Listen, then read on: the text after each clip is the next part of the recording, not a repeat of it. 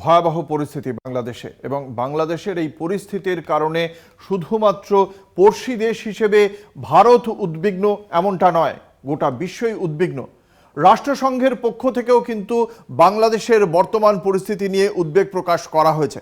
আমরা কথা বলেছিলাম আন্তর্জাতিক সম্পর্ক বিশেষজ্ঞ বিশিষ্ট অধ্যাপক সম্পূর্ণা গোস্বামীর সঙ্গে। কি বলছেন তিনি, তাঁর কি মূল্যায়ন এই পরিস্থিতির সম্পর্কে শুনব।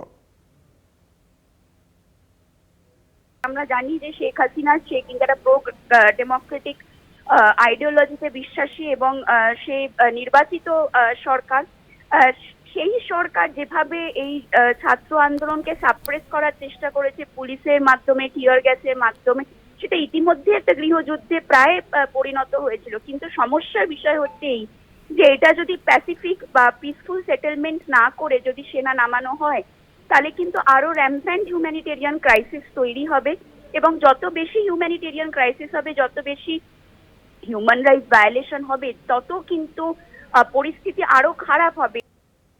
বাংলাদেশের পরিস্থিতি নিয়ে কি বিশ্লেষণ বিশিষ্ট সাংবাদিক মৃদুল দাশগুপ্তর শুনব। নির্বাচনী ব্যবস্থাকে তছনছ করে ক্ষমতায় রয়েছে সেই সরকার, এইভাবে ছাত্রদের দমন করেছে। এটা ভীষণ ভাবে উদ্বেগের।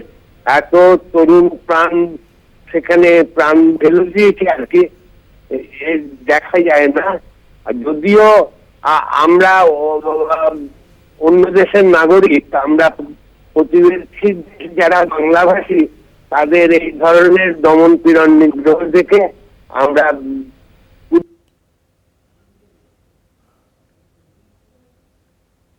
বাংলাদেশ সংক্রান্ত যাবতীয় আপডেট আপনাদের সামনে আনলাম। অন্যান্য খবর নিয়ে ফিরে আসছি একটা ছোট্ট বিজ্ঞাপনী বিরতির পর। সঙ্গে থাকুন।